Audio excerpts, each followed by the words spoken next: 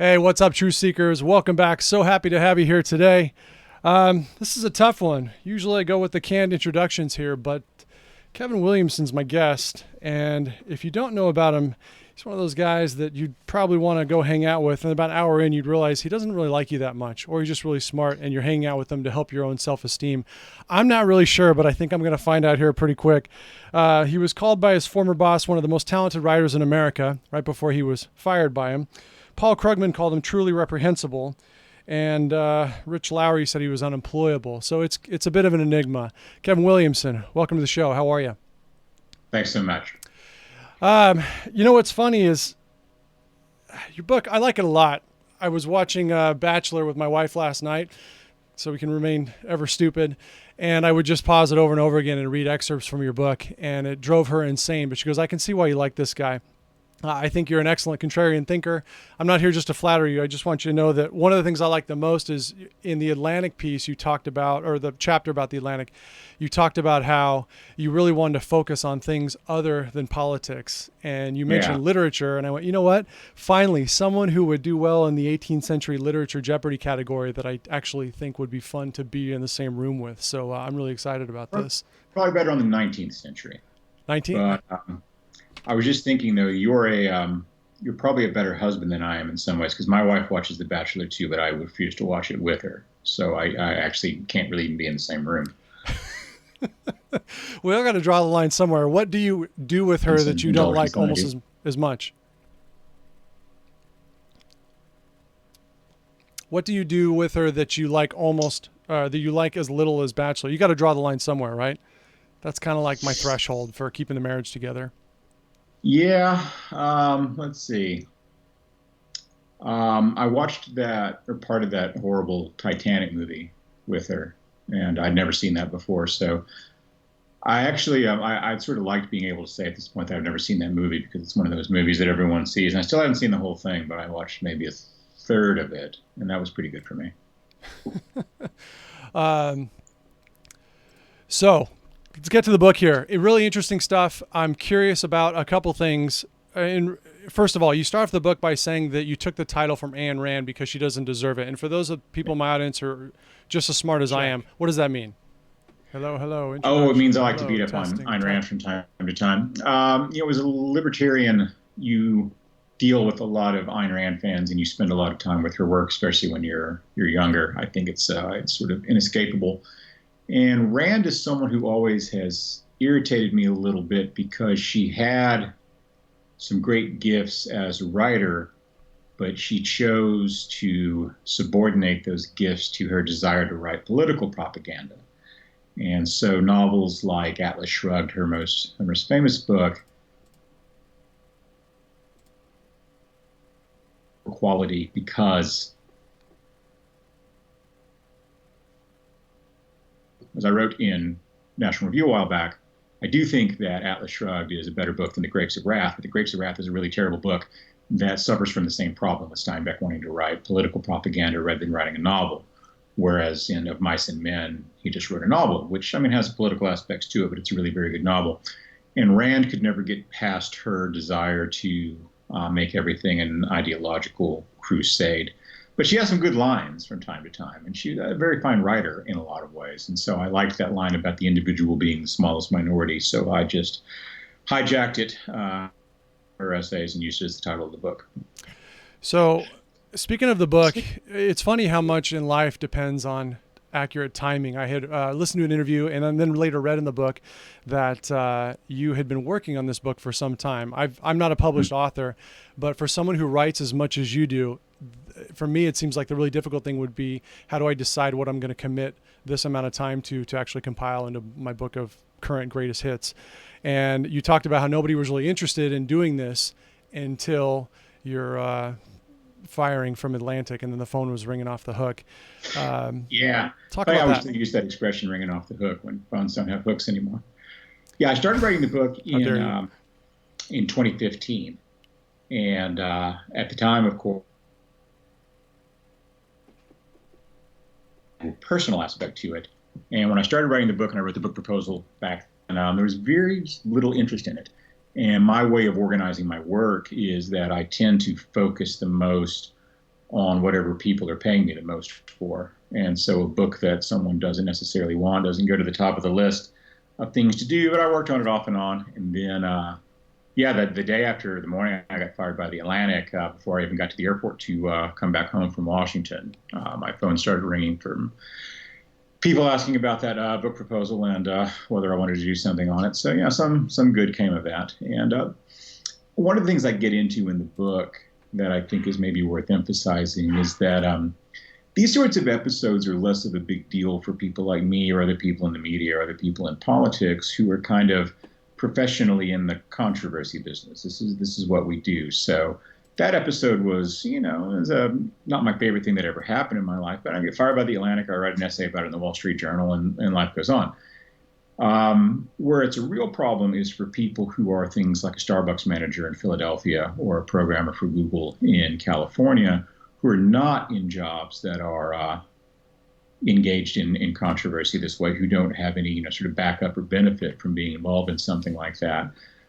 This morning, there was a professor I was reading about at the New School in New York, who I guess was someone who was shortlisted for the Pulitzer Prize and someone who has pretty good academic credentials, who apparently is on the rocks on her job because she was discussing with her students a James Baldwin essay on the use of a certain racial slur. And students complained about the use of the racial slur in a conversation about the use of a racial slur. You can say Fredo on my show, I think. Fredo, yes. Yeah, it's okay. That's funny. We talked about that today. No, it was not Fredo. It was not Fredo. And so it's dumb, and it's a problem more for people like that who only have downsides from these sorts of issues. So the fact that I had this very public episode, it was weird to get fired from a job and then have a story about it in the New York Times. That was an unusual and new experience for me. But most people who lose a job over having an unpopular political view or having something that just offends somebody for some reason, even if it's something that's done in good nature and in good faith, like this professor talking about this essay, they don't, have that to fall back on. They don't have an upside from it. So that I can use my own particular situation to draw some light to that for other people's sake, I think is maybe useful and helpful. And I appreciate that. It's funny. I read that section. Actually, it's written down here. That's my profession. It's fun. It's lucrative, and it beats the hell out of working for a living. But that's just me. And then as you read, I thought, he's talking about me, my widow's mite of cultural contribution here to try to move the tide forward. It's like a drop in the water. But as I read your book, I think, for guys like us who are normies, what else can we really do other than sit and watch it burn? And that's, I think, why I got so much enjoyment out of reading what I've read so far. I've only got the PDF. They didn't send me the full book, so I basically got a ream of paper here with a cover printed out on it. So let's talk a little bit about your reasons for writing it. And your intro was really great. You talked about living in New Delhi and about how there's a monkey problem there. And ultimately, you end up coming full circle and comparing these semi-domesticated primates who spend their time being fed McDonald's by the masses, flinging poo, and pleasuring themselves to people today who are on Twitter. And I couldn't agree more. Yeah. And how basic. And my question is, as you kind of open that up for everyone, is social media what it was intended to be, or is it a Frankenstein's monster? What went wrong? It's funny. Every time there is a great advance in communication technology, we always tell ourselves the same story, and it's always a lie. Whether it was the advent of radio or television or the internet, it's now we can all sit in our living rooms and listen to Harvard professors give us lectures on American history and listen to the Philadelphia Symphony play Mozart and learn from people around the world. And of course, what it ends up being is, The Bachelor and porn and other sorts of things that actually drive the human id and human appetites. Social media was launched with similar promises that it would give us a new method of fruitful and productive and unfettered communication and unmediated communication. And it has, and of course that's what's wrong with it, is that the non-hierarchical, unmediated, often anonymous, instantaneous nature of social media communication speaks to certain needs and appetites that we have that don't really have a lot to do with communication. You don't go to Twitter to learn about the world. You get yourself a subscription to the Financial Times if you want to learn about the world. You go to Twitter so that people will pay attention to you. That's what it's there for. It's an attention bazaar. So you pay attention to some things in the hopes that people will in turn pay attention to something of yours. There's an interview on, I think it was NPR this morning I was listening to with one of the musicians from Sleater Kenny. Is that the name of the band I'm thinking of that Carrie Brownstone was in, or whatever her name is? I'm just shaking my head and smiling. Yeah, my pop culture references stop about 1991. That's the end of the line for me. Is that the year you got married? Because that's what happened to me. No, that was the year I finished high school. Oh. Whoops. And that sort of thing, but I don't know much about stuff after that.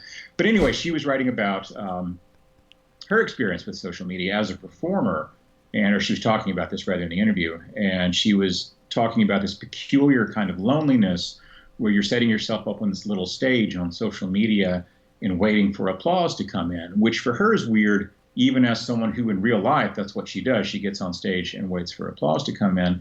And she spoke of as a kind of alienating loneliness, which I think is true.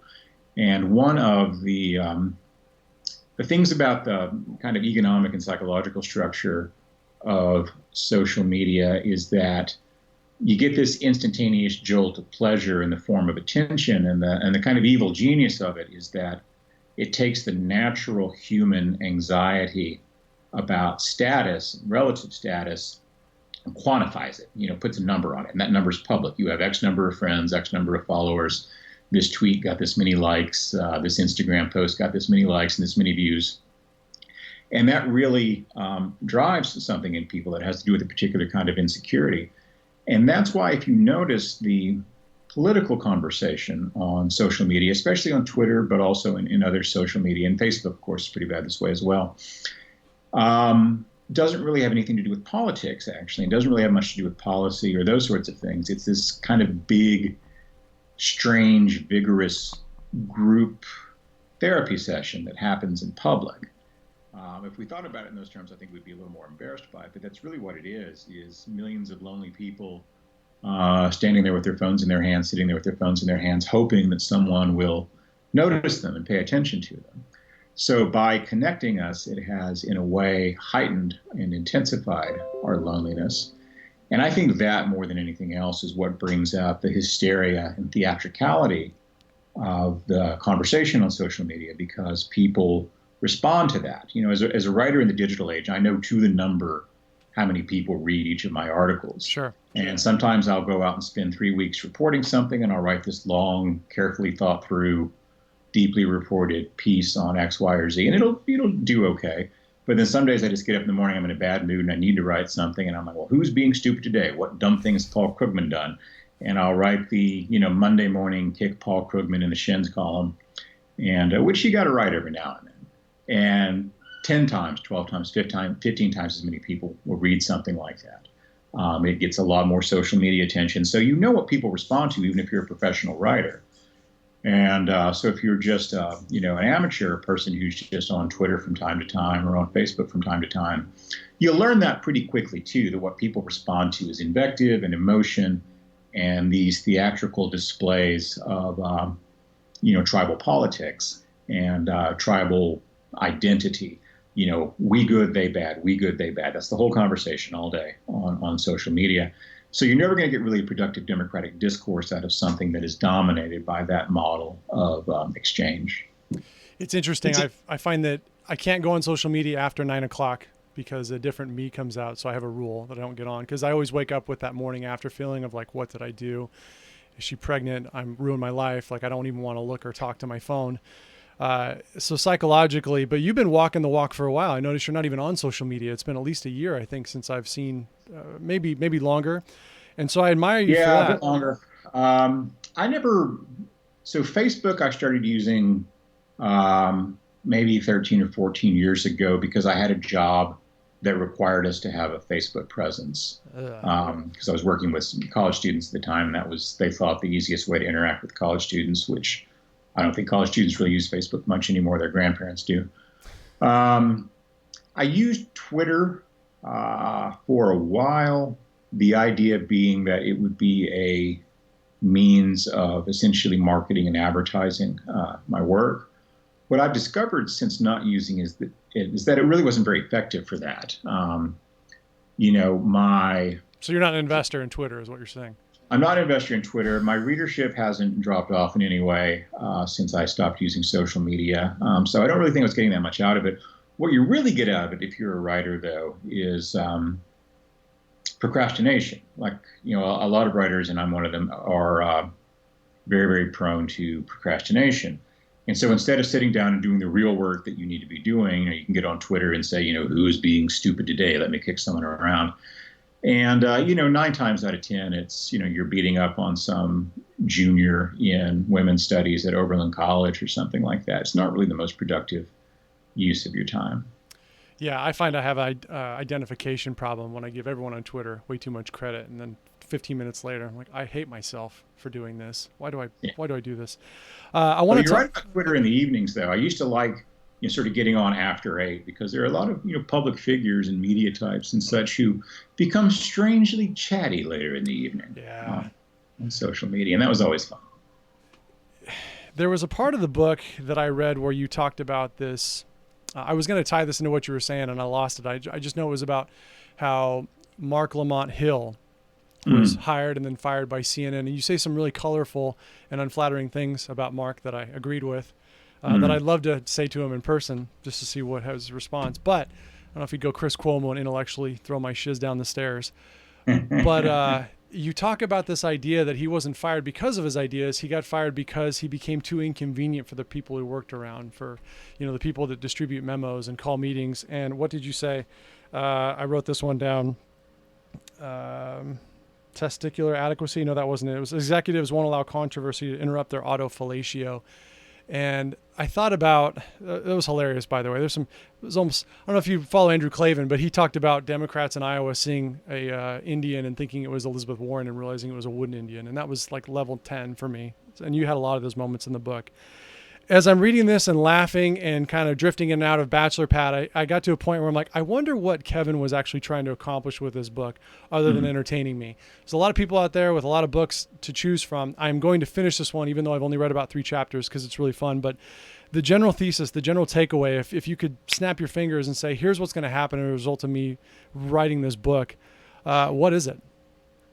Well, I think I would like people to understand the origins and the ideas behind the illiberalism that we are currently experiencing toward unpopular speech and unpopular political ideas. These things don't come out of nowhere. They have an intellectual basis and an intellectual history. And that's certainly the case with this, which I get into at some length in the book, where we're in some ways importing some, post-war German ideas about expression that come from the post-Nazi context into the more American liberal context. So I think that the best way for people to deal with and respond to and process these things necessarily has to begin with understanding what they're actually talking about. Because people don't just get hysterical and weepy and vindictive and start conducting these crazy witch hunts out of nowhere for no reason. There are intellectual trends and forces behind this. And so understanding those at the beginning, I think, of dealing with the situation and maybe trying to reestablish something a lot more like a properly liberal and tolerant culture that actually values the diversity that we're always talking about. There are a couple things I wrote down that I wanted to just kind of throw out there as big ideas for people. You talked about how loneliness and meaning drive people to social media. And as I thought, I laid in bed looking at the ceiling thinking, what else is that driving people to do? We talked about the cultural milieu, the depression, the suicide, the anxiety, the general malaise. And I think about how social media, when I'm not on social media, someone tweeted the other day, so many tweets are just, I have nothing really to say right now. So, hey, what's something that happened interesting this weekend? And I responded back to this young, hot, attractive conservative with a huge following that I'll never have, and said, everyone I talked to that was smart said they weren't on Twitter. And she LOL'd, and I thought there's actually a lot of truth to this. Like, my life doesn't get any better when I spend time on social media. And you said that its benefits are short-lived, illusory, and unsatisfying. And as I was laying awake thinking, there's all these people now that have come out and said, hey, I interviewed Naomi Schaefer-Riley about this. My wife follows some guy who makes a enormous living just telling people not to use social media. And for me, it's kind of like alcohol. I never drank. And when I was a kid, I got made fun of for it. And then I had girls try to force me to do it in ways I actually enjoyed. And then as I got older, I'm looking at people who are 40 being congratulated like it's their birthday or anniversary for not drinking for 12 months. What's the name for that phenomenon where everyone got made fun of for not using social media or being late to the party? And now we're looking at it and saying, you're on Twitter. You must be a loser. What do we call that? Fashion. Fashion. Okay. That was too simple. I think is the name for that. So, social trends, modes of behavior, modes of communication, things like that evolve in much the same way that, fashion does, and for the same apparently inexplicable reasons, but there are, I think, reasons underneath it. So one of the things I get into at some length in the book is I write a lot about Erich Fromm in his book, Escape from Freedom. And Fromm argues that at the end of the Middle Ages, you start to see the beginning of capitalism, and that leaves people better off in material terms. People get wealthier, they get better housed, better fed, they live longer, they're better cared for. But they also become very anxious around that time because the birth of capitalism signals the end of feudalism, which upsets all sorts of well-established social hierarchies and social relations. So even if both the serf and the lord are better off under the emerging capitalist economy than they were under the feudal economy, their social status is no longer fixed, and they have a new source of anxiety in their lives. I don't think that what we're going through right now with what we call, for lack of a better term, globalization is quite as dramatic, of course, as the emergence of capitalism at the end of the medieval period. But it's similar in a sense that we are undergoing broad international economic and social changes that are making us better off in material terms. We are wealthier, we live longer, we have better health care, all the rest of the stuff. Almost any measurable quantitative metric we're doing better on. But we also live differently than our grandparents did or our great-grandparents did. So, my father had two main employers basically over the course of his life. I think I've had 21 at this point. Most millennials will have at least 15 employers over the course of their career. They'll have 10 of those before they're 40. We move more frequently, at least some of us do. Americans in general don't move as much for work as they used to, but high-income, highly skilled people move a lot more for work than they used to. We delay marriage and childbirth and things like that. So these things added together either diminish or entirely eliminate certain categories of relationship that used to give people a sense of belonging and fixedness and relative status and all the rest of these things. And those are taken away now from a lot of people, or at least they are much less important to the way we live than they used to be. And so people go looking for some new thing to belong to give themselves a sense of meaning and belonging. And unfortunately, rather than turning to something productive, they've turned to this black hats and white hats, good guys and bad guys, cowboys and Indians version of tribalistic partisan politics, largely through social media. And the satisfaction and the sense of attention and belonging they do get through that will be short-lived, I think, in most cases. That's kind of my hope for it, is that people grow bored with it because it doesn't actually provide the satisfaction that they think it will. But, when you're going on one of these mob scenes and you get Justine Sacco fired from her job, or you try to get Bret Stephens fired from his job, or Sarah Jong fired from her job, it gives you the impression of having been involved in something important, but you really haven't been. Interesting. I'm looking through the chapter list here. I started with Of the Devil's Party, then I read Jeffrey and Me, and now I'm reading Lonely Mob, which is where I think a lot of the content that you mentioned now is. I wrote the book in order for a reason. I knew you were going to say that. I got order anxiety as I was going. I'm like, I bet this is one where I have to start at the beginning. So in terms of if someone like me, who is not that SMRT, gets the book and only can read one chapter, they land on a desert island with one chapter in the book, which one do you feel like will leave the biggest dent or impact, and why? Well, I think you should read the Strijdbaar Demokratie chapter, the militant democracy chapter, which I think contains the most interesting of the political material that's in the book. It's probably in some ways the least entertaining of the chapters. It's the one that's the least full of invective and profanity and all that sort of stuff. It was kind of a borderline unpublishable book in its original form. Believe it or not, this is the toned down version. And I was thinking about asking you which chapter like just didn't make the cut and why, but another story. The for opening different day. sentence, actually, they may take out. And It's funny you said that because I was in Strijdbaar Demokratie, but I didn't know if I was saying it right, so I didn't want to mention that one. And I got 2 I pages don't know in. if I'm saying it either. Oh, okay. I don't speak German. Well, I got 2 pages in. And I'm like, he's not really being mean to anyone. I don't know if I want to keep. I feel like I'm off social media right now. Exactly. And the Jeffrey and Me chapter is phenomenal. I agree with you that being fired from the Atlantic's not like a big deal. It shouldn't be a story point. But the things you said about Goldberg, the fact that you like this man and you joked about him suffering from delusions of testicular adequacy, knowing he would read it, I just couldn't stop ingesting this. You got to bat people around a little bit. I like the Atlantic a lot. I think it's a great magazine, publishes a lot of really good writers. And I think Jeff Goldberg has been a very good editor over there. I think he made the wrong decision in my particular case, and he overestimated the institution and himself and their ability to digest someone who really is truly different from what they're used to.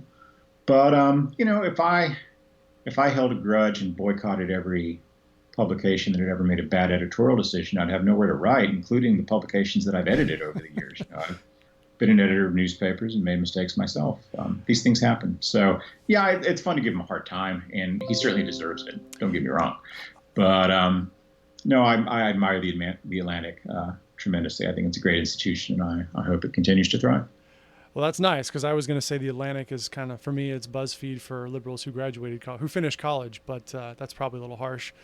But I really enjoyed the publications these days. It's got sort of 2 modes, right? It's the Huffington Post is a good example of this, where the Huffington Post does actually some really very interesting reporting and work, but most of their readership comes from the crap that they publish. Sure. The celebrity news, the angry partisan stuff.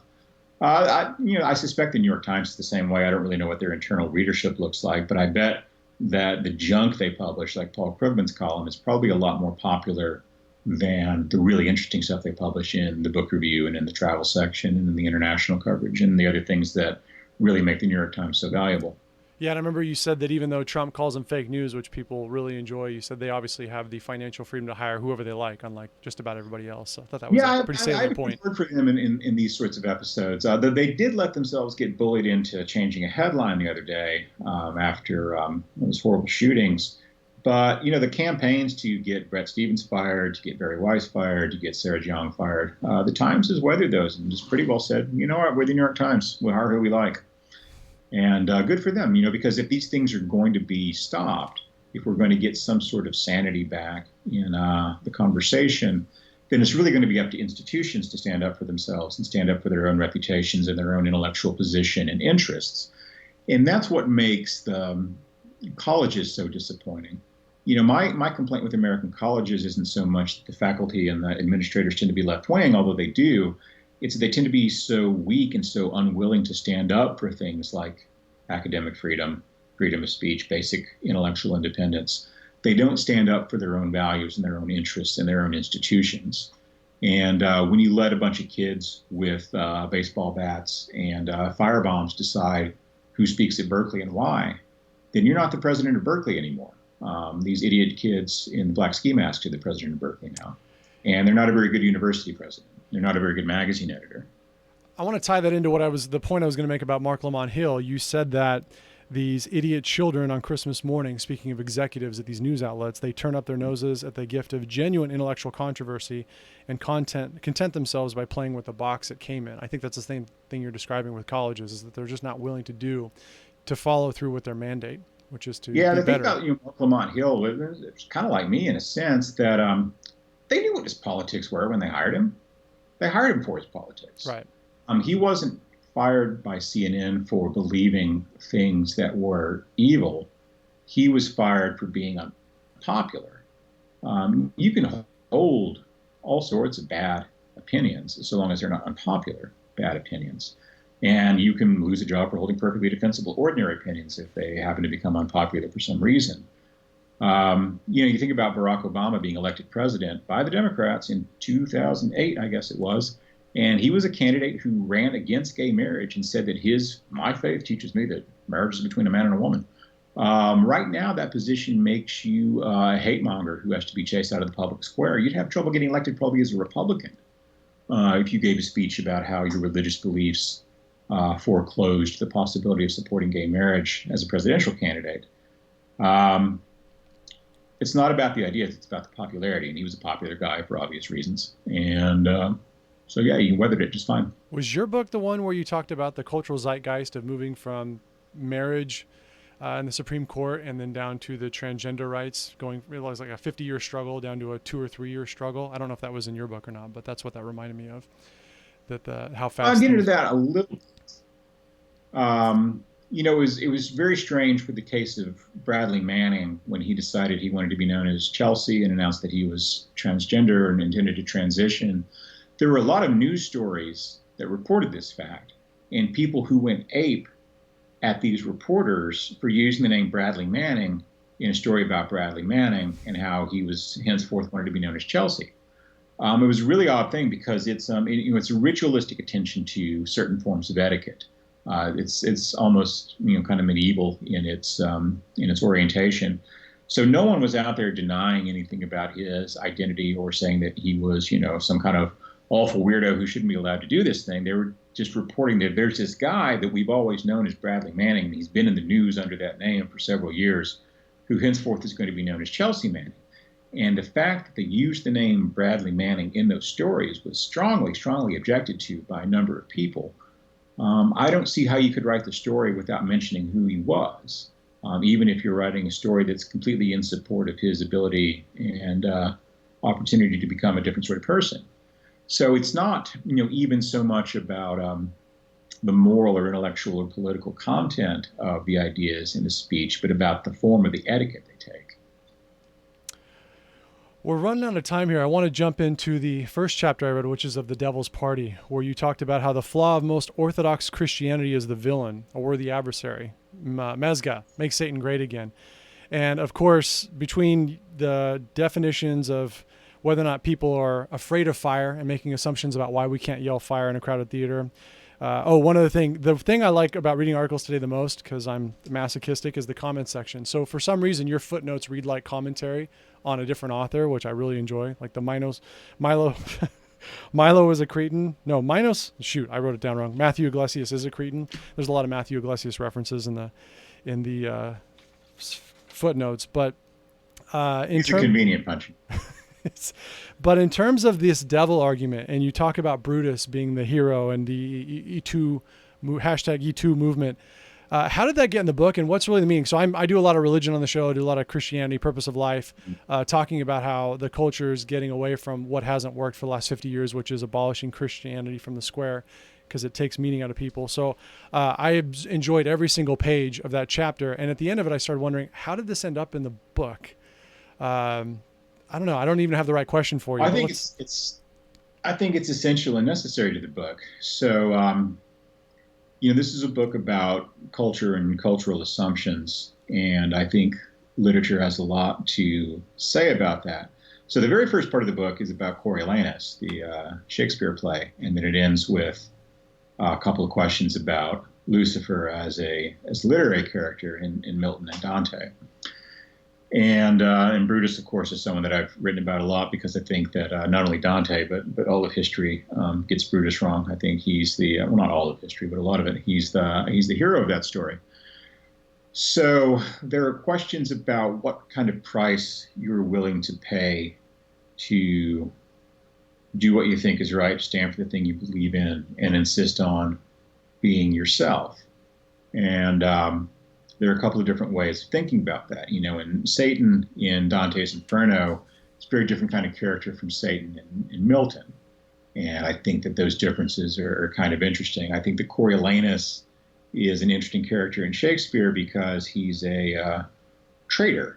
And of course, properly understood, all the American founders were traitors too. And sometimes being a traitor is a glorious thing to be. Sometimes it really is the world that's wrong and you that are right. And it's not always the case, and there's always the adolescent temptation to assume that that's always the case. But when it is the case, it's necessary to get it right. And so these characters are in some ways inspirations, but also characters that I think just shed some light on different periods in our cultural history and the way that they understood these questions. It's fascinating. Yeah, when you talked about radicalism and how Christ and Brutus were radicals, and then you break other themes down, like how sentimentality is actually a much overvalued and misused term. I'm just spitballing some things that I really enjoyed from the book. I know people who are watching have a lot of choices, but I'd certainly encourage you to go out and buy Kevin's book, The Smallest Minority, Independent Thinking in the Age of Mob Politics. And Kevin, before I let you go, the chapter about the Atlantic was pretty fascinating, especially because you said you were excited about writing things that weren't politics. And in some of the footnotes, you had a little bit of disdain for the daily mundaneness of following politics. And I think people feel that. I can't talk to people all the day. So I just want to not hear what Trump does every day and not talk about in unimportant things. I want to talk about principles and values and goals. So are you happy doing what you're doing now? Yeah, or are you still looking for something else? I don't really have to write about that stuff if I don't want to. If you look at the work that I've done over the last few years, the stuff that's not explicitly political, I think, is my best work. The stuff about poverty, the stuff about addiction, some of those things. Kevin Williams of the National Review. He's been seen many other places, including Washington Post and Playboy. I hope that's your writing. And his book is out this weekend, I believe. Well, I got an early copy. When does it actually release? Is it the 19th? It actually came out the 23rd of July, so it's been out for a couple of weeks now. All right. Well, obviously, we've established that you're the smart one here. But thank you so much for coming on. Best of luck to you, and I really enjoyed the book. So everyone go out and grab it. Take care, sir. Well, thank you so much. All right. Bye-bye.